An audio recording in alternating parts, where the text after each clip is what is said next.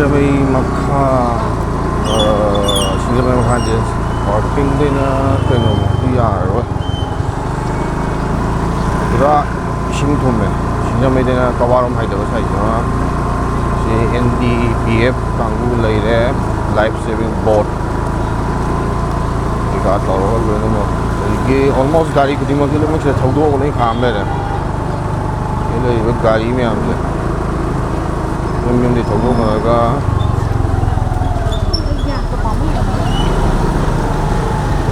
kham le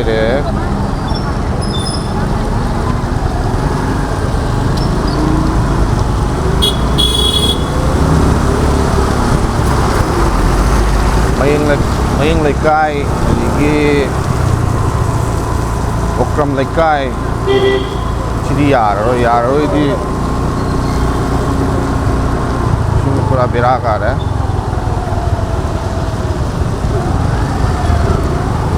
Setiap kali kita tunggu hoga, tunggu di sana lagi. Sinjamay kung lom na nagawin ka kulay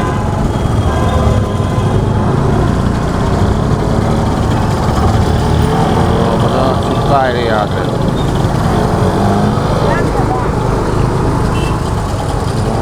sukay rin yate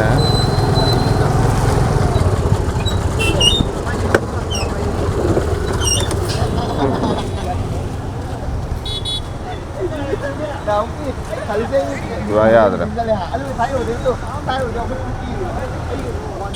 Kinamang kalau makai je.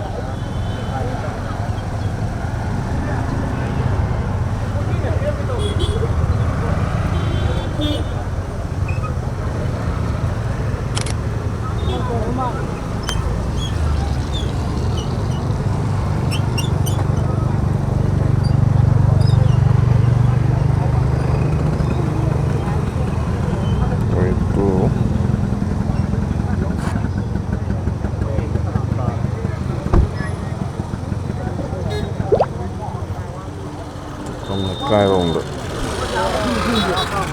sắp tới ngay à rồi xin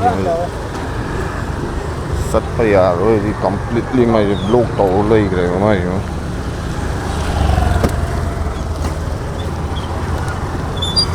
anh chèn cái đó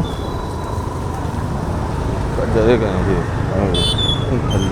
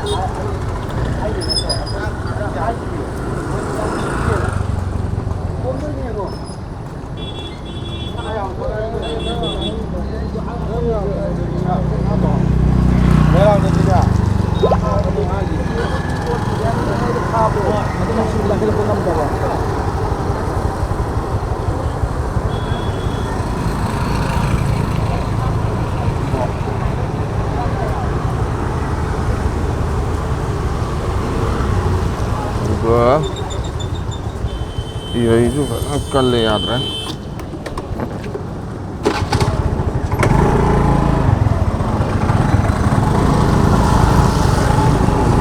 Kamu lekai paling tinggi.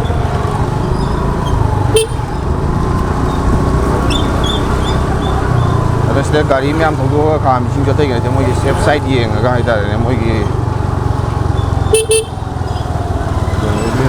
अगर का काम है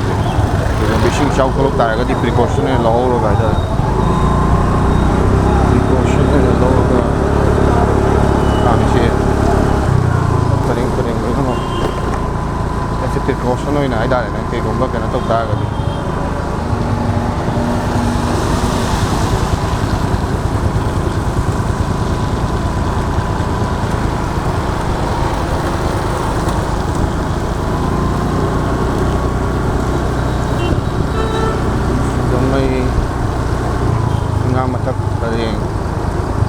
ꯄꯤꯁꯨꯝꯒꯁꯦ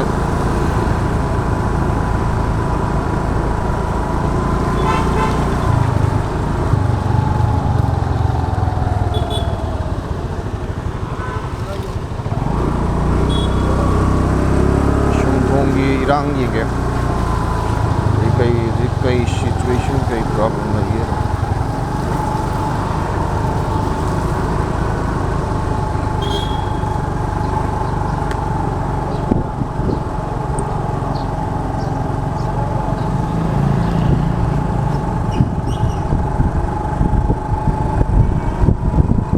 ꯄꯤꯁꯨꯝꯒꯤꯗꯁꯨ ꯁꯤ ꯒꯥꯔꯤ ꯄꯨꯔꯥ ꯑꯌꯨꯛꯇ ꯀꯩꯅꯣꯒꯤ ꯇꯥꯏꯞꯇ ꯈꯥꯝ ꯂꯩ ꯃꯌꯥꯝ ꯒꯥꯔꯤ ꯃꯌꯥꯝ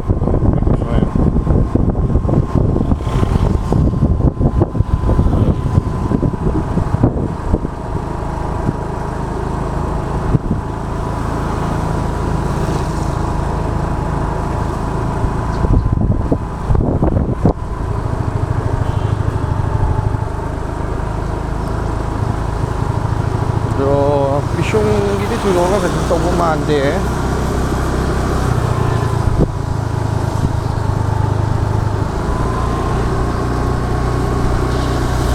ꯄꯤꯁꯨꯝꯒꯤ ꯀꯩꯊꯦꯜꯗꯤ ꯐꯝꯅꯗ꯭ꯔꯦ ꯑꯗꯨꯒ ꯏꯁꯤꯡ ꯆꯥꯎꯕꯒꯤ ꯆꯥꯡꯗꯤ ꯊꯣꯏꯗꯣꯛꯅ ꯂꯩꯇꯕ ꯃꯥꯜꯂꯦ ꯑꯩꯅ ꯈꯟꯕꯗ ꯑꯗꯨ ꯇꯨꯔꯦꯜꯒꯤ ꯏꯃꯥꯏꯗꯤ ꯐꯖꯅ ꯆꯥꯎꯔꯦ ꯐꯖꯅ ꯋꯥꯡꯉꯦ ꯍꯥꯏꯇꯥꯔꯦ ꯋꯥꯔꯅꯤꯡ ꯂꯦꯚꯦꯜ ꯃꯊꯛ ꯑꯣꯏꯔꯦ ꯑꯗꯨꯅ ꯊꯣꯡ ꯂꯥꯟꯕ ꯈꯣꯠꯄꯗ ꯈꯔ ꯆꯦꯛꯁꯤꯟꯗꯕꯁꯨ ꯌꯥꯔꯣꯏꯒꯦꯕꯨ ꯑꯗꯨ ꯀꯩꯒꯨꯝꯕ ꯀꯟꯇꯤꯅ꯭ꯌꯨꯁ ꯑꯃꯨꯛ ꯐꯔꯛ ꯇꯥꯔꯒꯗꯤ ꯄꯣꯠꯁꯦ ꯕꯦꯔꯥ ꯀꯥꯕꯒꯤ ꯐꯤꯕꯝ ꯑꯃ ꯂꯩꯗꯣꯔꯦ ꯊꯧꯔꯤꯁꯦ ꯀꯩꯅꯣꯔꯣꯝꯗ ꯊꯧꯒꯠꯂꯛꯏꯅꯤꯀꯣ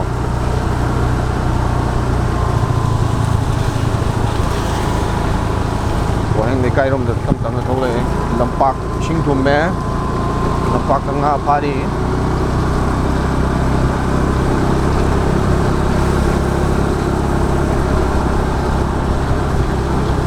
ꯀꯝꯄ꯭ꯂꯤꯠꯂꯤ ꯋꯥꯔꯅꯤꯡ ꯂꯦꯚꯦꯜ ꯍꯦꯟꯕ ꯖꯒꯥ ꯌꯥꯎꯔꯦ ꯁꯤ ꯕꯦꯔꯥꯅꯤꯀꯣ ꯅꯣꯡꯁꯨ ꯇꯥꯁꯜꯂꯦ ꯇꯧꯔꯤꯁꯦ ꯑꯃꯨꯛ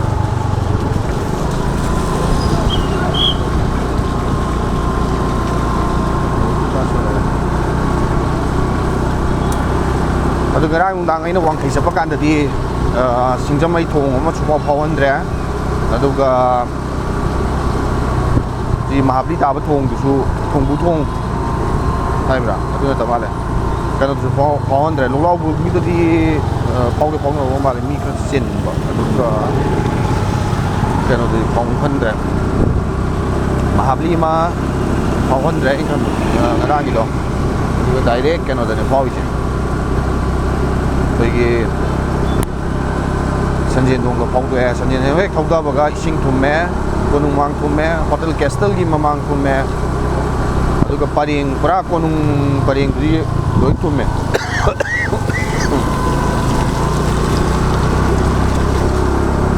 ꯀꯝꯄ꯭ꯂꯤꯠꯂꯤ ꯊꯨꯝꯃꯦ ꯍꯥꯏꯇꯥꯔꯦ ꯅꯥꯀꯟꯒꯤ ꯔꯣꯃꯦꯟꯒꯤ ꯖꯒꯥ ꯌꯧꯔꯦꯀꯣ ꯑꯗꯨꯅ ꯑꯦꯁ ꯄꯤ ꯑꯣꯐ ꯔꯣꯃꯦꯟꯒꯤ ꯃꯥꯏ ꯑꯣꯄꯣꯖꯤꯠꯇꯁꯨ ꯀꯩꯅꯣ ꯉꯥꯛꯇ ꯉꯥꯏꯔꯦ ꯏꯁꯤꯡ ꯉꯥꯛꯇ ꯉꯥꯏꯔꯦ ꯃꯥꯏ ꯂꯝꯄꯥꯛꯀꯁꯦ ꯍꯧꯖꯤꯛ ꯊꯨꯝꯍꯧꯔꯤꯁꯦ ꯃꯦꯟꯂꯤ ꯏꯁꯤꯡ ꯍꯧꯖꯤꯛ ꯊꯨꯝꯃꯤꯁꯦ ꯑꯇꯣꯞꯄ ꯖꯒꯥ ꯀꯩꯁꯨ ꯊꯨꯝꯕ ꯑꯣꯏꯗ꯭ꯔꯦꯕ ꯑꯗꯨ ꯃꯦꯟꯂꯤ ꯍꯧꯖꯤꯛ ꯊꯨꯝꯃꯤ ꯖꯒꯥꯁꯦ ꯁꯤꯒꯤ ꯄꯥꯔꯀꯤꯡꯗꯒꯤꯅ ꯀꯩꯅꯣ ꯃꯄꯥꯁꯤꯅ ꯍꯦꯟꯅ ꯊꯨꯝꯃꯤꯁꯦ ꯑꯩꯈꯣꯏꯒꯤ ꯀꯩ ꯍꯥꯏꯅꯤ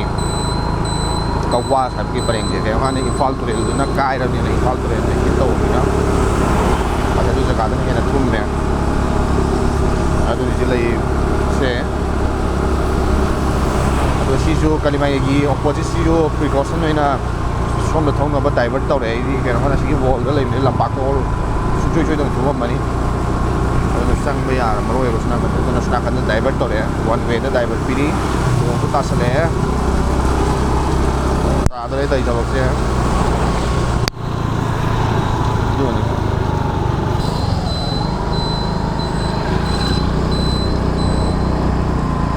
ꯕꯖꯥꯔ ꯊꯨꯝꯃꯦ ꯍꯥꯏ ꯕꯖꯥꯔ ꯊꯨꯝꯃꯒꯗꯤ ꯌꯦꯡꯒꯦ ꯊꯥꯗꯤ ꯕꯖꯥꯔꯁꯦ ꯊꯨꯝꯃꯝꯒꯗꯧꯕꯁꯨ ꯃꯥꯟꯗꯦ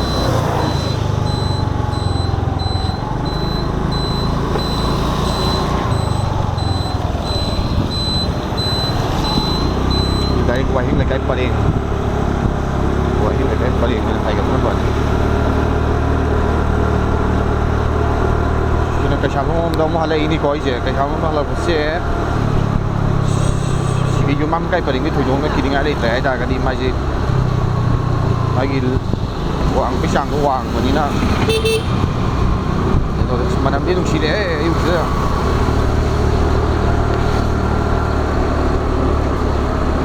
ꯋꯥꯡꯈꯤꯡ ꯂꯩꯀꯥꯏꯔꯣꯝꯗ ꯆꯠꯂꯤ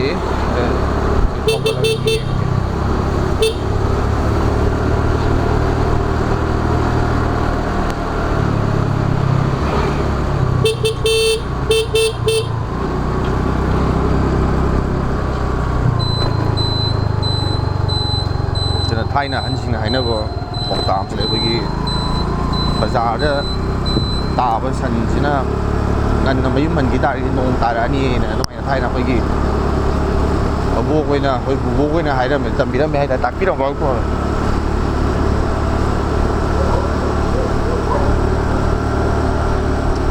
ꯑꯗꯨꯕꯨ ꯁꯤꯒꯤ ꯅꯝꯕꯨꯜ ꯇꯨꯔꯦꯟ ꯀꯩꯅꯣ ꯃꯄꯥ ꯑꯩꯈꯣꯏꯒꯤ RKCSꯀꯤ ꯃꯄꯥ ꯑꯗꯒꯤ ꯀꯩꯁꯥꯝꯊꯣꯡ ꯄꯔꯤꯡ ꯄꯨꯔꯥ ꯋꯥꯔꯅꯤꯡ ꯂꯦꯚꯦꯜꯅꯦꯕ ꯋꯥꯔꯅꯤꯡ ꯂꯦꯚꯦꯜ ꯌꯧꯔꯦ ꯃꯥꯒꯤ ꯋꯥꯔꯅꯤꯡ ꯂꯦꯚꯦꯜꯗꯤ ꯄꯥꯊꯣꯔꯛꯀꯗꯧꯔꯦ ꯀꯩꯒꯨꯝꯕ ꯀꯟꯇꯤꯅ꯭ꯌꯨꯁꯂꯤ ꯃꯁꯦ ꯉꯁꯤ ꯅꯣꯡ ꯆꯨꯔꯕ ꯀꯟꯇꯤꯅ꯭ꯌꯨꯁꯂꯤ ꯑꯗꯨꯁꯨ ꯄꯨꯡ 3-4ꯗꯪ ꯆꯨꯕꯗ ꯁꯤ ꯄꯥꯊꯣꯔꯛꯑꯅꯦꯕ ꯏꯁꯤꯡꯁꯦ ꯑꯗꯨꯇꯥꯔꯗꯤ ꯁꯤ ꯋꯥꯔꯅꯤꯡ ꯂꯩꯀꯥꯏ ꯇꯥꯕ ꯁꯤ ꯀꯩꯁꯥꯝꯄꯥꯠ ꯖꯪꯁꯟ ꯇꯥꯕ ꯄꯔꯦꯡꯁꯤ ꯊꯧꯕ ꯌꯥꯔꯔꯣꯏ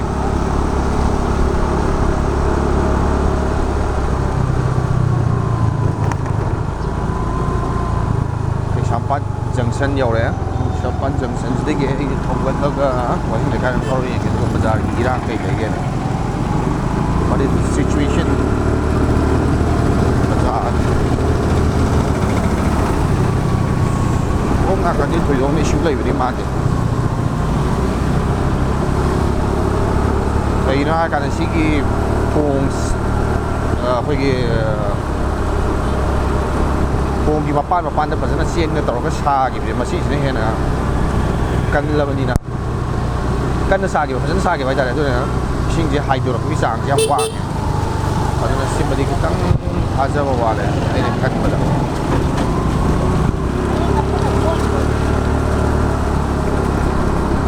ꯁꯣꯝꯗ ꯀꯩꯁꯨ ꯊꯨꯝꯕ ꯃꯥꯟꯗꯦ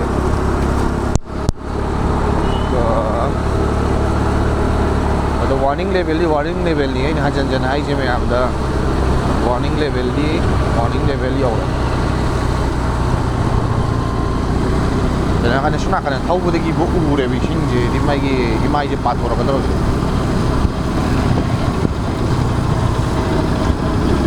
ꯑꯗꯨ ꯃꯦꯟꯂꯤ ꯍꯧꯖꯤꯛ ꯄ꯭ꯔꯣꯕ꯭ꯂꯦꯝ ꯑꯣꯏꯍꯧꯔꯤꯕ ꯖꯒꯥꯁꯦ ꯀꯥꯏꯗꯅꯣ ꯍꯥꯏꯔꯀꯥꯟꯗ ꯁꯤꯡꯖꯃꯩ ꯊꯣꯡꯗꯒꯤ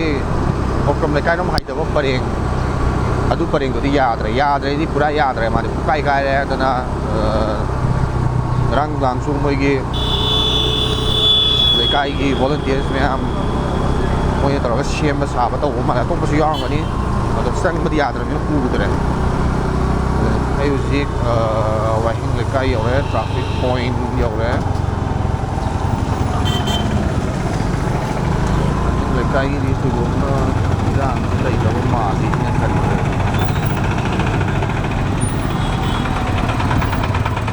ꯕꯖꯥꯔ ꯃꯅꯨꯡ ꯀꯩꯁꯨ ꯇꯧꯗꯦ ꯕꯖꯥꯔ ꯃꯅꯨꯡ ꯀꯩꯁꯨ ꯇꯧꯗꯦ ꯀꯩꯊꯦꯜ ꯀꯥꯟꯅꯔꯤ ꯂꯣꯏꯅꯃꯛ ꯏꯁꯤꯡ ꯆꯥꯎꯕꯒꯤ ꯀꯟꯗꯤꯁꯟ ꯊꯣꯏꯗꯣꯛꯅ ꯎꯗꯦ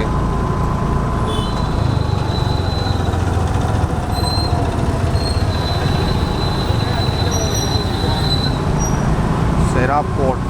ꯂꯣꯝꯗ ꯑꯃꯨꯛ ꯍꯥꯏꯊꯔꯦ ꯁꯤꯁꯨ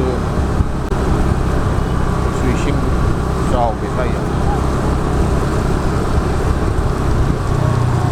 ꯑꯗꯨꯕꯨ ꯆꯩꯔꯥꯀꯣꯠ ꯃꯅꯨꯡꯗꯤ ꯌꯥꯗ꯭ꯔꯦ ꯆꯩꯔꯥꯀꯣꯠ ꯃꯅꯨꯡ ꯊꯨꯝꯃꯦ ꯑꯣꯀꯦ ꯁꯤꯒꯤ ꯎꯔꯤꯄꯣꯛꯊꯣꯡ ꯍꯦꯛ ꯍꯥꯏꯊꯕꯒꯤ ꯖꯒꯥꯁꯤꯃ ꯁꯤ ꯊꯨꯝꯃꯦ ꯌꯥꯗ꯭ꯔꯦ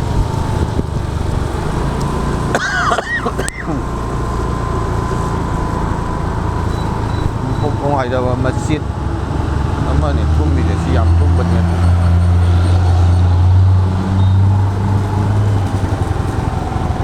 ꯃꯁꯖꯤꯠ ꯑꯃ ꯊꯨꯝꯃꯦ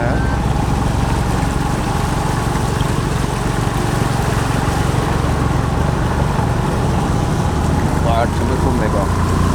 ꯃꯇꯤꯛ ꯍꯥꯏꯊꯕꯁꯦ ꯃꯣꯏ ꯏꯁꯤꯡ ꯆꯦꯟꯐꯝ ꯂꯩꯇꯕꯖꯥꯠꯅꯤ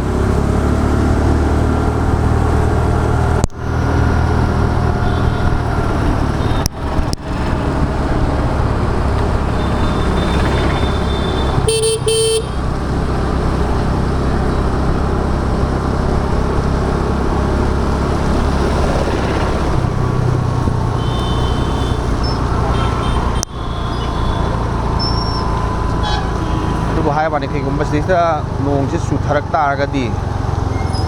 ꯏꯁꯤꯡ ꯊꯨꯝꯖꯤꯜꯂꯛꯄ ꯌꯥꯕꯒꯤ ꯀꯟꯗꯤꯁꯟ ꯌꯥꯝ ꯆꯥꯎꯅ ꯂꯩ ꯑꯗꯨꯅ ꯏꯁꯥ ꯏꯁꯥꯅ ꯄ꯭ꯔꯤꯀꯣꯁꯟ ꯂꯧꯕ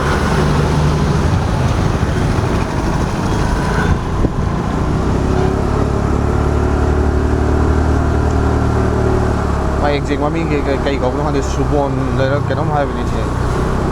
ꯑꯗꯨꯒꯤ ꯂꯩꯔꯛꯇ꯭ꯔꯦ ꯊꯧꯖꯁꯦ ꯔꯤꯝꯁ ꯔꯣꯗ ꯇꯥꯔꯛꯀꯗꯣꯏꯅꯤꯀꯣ ꯔꯤꯝꯁ ꯔꯣꯗ ꯇꯥꯔꯛꯄꯁꯤꯗ ꯀꯩ ꯏꯔꯥꯡ ꯂꯩꯒꯦ ꯌꯦꯡꯒꯦ ꯑꯩ ꯈꯟꯕꯗ ꯁꯤꯗꯗꯤ ꯀꯩꯁꯨ ꯊꯣꯏꯗꯣꯛꯅ ꯂꯩ ꯑꯗꯨꯝ ꯇꯣꯉꯥꯟꯗꯦ ꯑꯝꯇ ꯃꯥꯒꯤ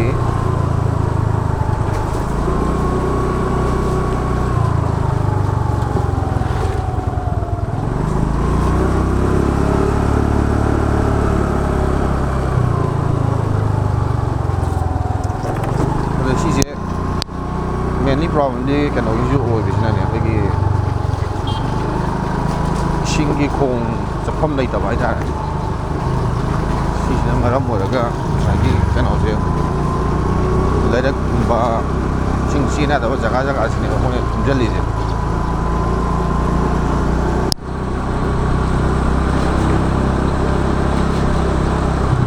ꯗ꯭ꯔꯦꯅꯦꯖ ꯁꯤꯁꯇꯦꯝꯁꯦ ꯐꯖꯅ ꯊꯝꯕꯤ ꯇꯥꯔꯒꯗꯤ ꯏꯁꯤꯡꯁꯦ ꯐꯖꯅ ꯆꯦꯟꯊꯔꯒꯗꯤ ꯊꯨꯝꯕꯒꯤ ꯆꯥꯡꯁꯦ ꯈꯔ ꯋꯥꯠꯀꯗꯕꯅꯤ ꯍꯥꯏꯗꯤ ꯂꯩꯔꯛ ꯈꯨꯂꯛ ꯃꯅꯨꯡꯗ ꯍꯥꯏꯇꯥꯔꯦ ꯑꯗꯣ ꯁꯤꯗꯤ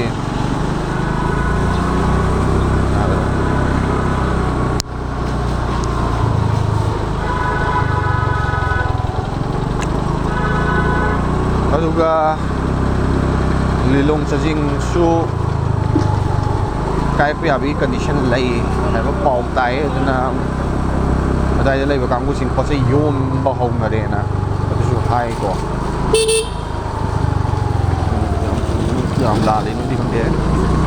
ꯑꯗꯣ ꯍꯥꯏꯔꯛꯑꯕꯅꯤꯅ ꯆꯨꯝꯗꯤ ꯆꯨꯝꯃꯝꯃꯅꯤ ꯌꯥꯝꯅ ꯅꯝꯃꯨꯗ꯭ꯔꯦ ꯑꯣꯜꯔꯦꯗꯤ ꯋꯥꯡꯈꯠꯂꯛꯑꯕꯅꯤꯅ ꯀꯩꯅꯣ ꯇꯧꯔꯅꯦꯕ ꯔꯤꯝꯁ ꯔꯣꯗꯇꯤ ꯀꯩꯁꯨ ꯀꯩꯝꯇ ꯂꯩꯇꯦ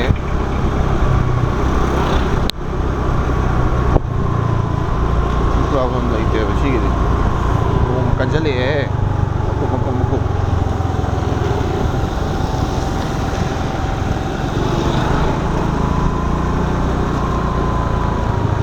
पूरा क्लियर करने के लेते बारे कोई